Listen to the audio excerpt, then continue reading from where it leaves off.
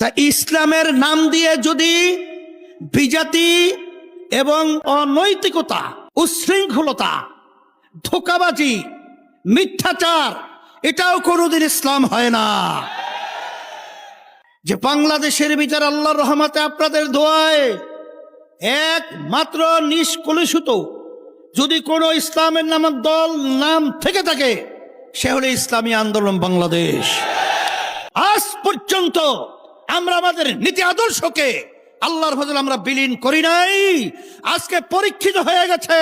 তাই যারা ইসলামকে ভালোবাসেন, দেশকে ভালোবাসেন, আমি সকল উদাত্ত আহ্বান জানাবো, আসেন, এদেশে আমরা জন্মগ্রহণ করেছি, এদেশের আমরা সন্তান, এদেশ নিয়ে ভালো মন্দের সাথে আমরা ওতপ্রোত ভাবে জড়িত রয়েছি। আলহামদুলিল্লাহ, ইসলামী যুব আন্দোলন ঢাকা মহানগর শাখা কর্তৃক আয়োজিত আজকে প্রতিষ্ঠা বার্ষিকী সভাপতি মঞ্চে ইসলামী আন্দোলন বাংলাদেশের কেন্দ্রীয় প্রেসিডিয়াম সদস্য, মহাসচিব সহ বিভিন্ন পর্যায়ের দায়িত্বশীল আমার প্রিয় সাংবাদিক বন্ধুগণ, সামনে বিশেষ করে যে যুবক একঝাঁক বসে রয়েছেন, তারাও আছেন এই দেশ গড়ার ভবিষ্যৎ কারিগর। ইন্নাকা লাআলা খুলুকিন আযীম।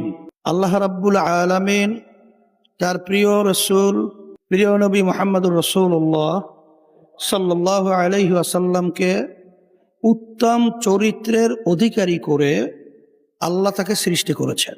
এই জন্যই আব্বাজান রহমাতুল্লাহি আলাইহি সহ আমাদের একটা মৌলিক গুরুত্বপূর্ণ স্লোগান রয়েছে, নীতি, ভালো নীতি ও ভালো নেতা চাই, এছাড়া জাতি দেশের মুক্তি নাই। ভালো নীতিও লাগবে আর ভালো নেতাও লাগবে।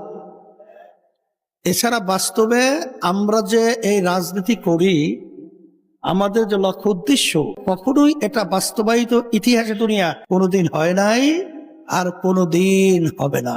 বর্তমানে বাংলাদেশের যারা নাকি আওয়ামী লীগ, বিএনপি, জাতীয় পার্টি সহ অন্যান্য আদর্শ নীতি আদর্শ নিয়ে রাজনীতি করে, তারা তো ইসলাম নীতি আদর্শ বাস্তবায়ন করবে এই কথা বলে তারা রাজনীতি করে না।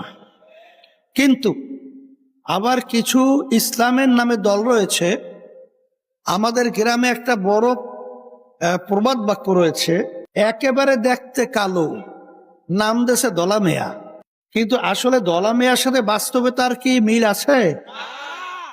তাই দলা মেয়া কয়ে যদি কালো মেয়াকে চালানো হয়, তাহলে কালো মেয়া কোনোদিন দলা মেয়া হয় না। তা ইসলামের নাম দিয়ে যদি বিজাতি এবং অনৈতিকতা, উচ্ছৃঙ্খলতা, ধোঁকাবাজি, মিথ্যাচার,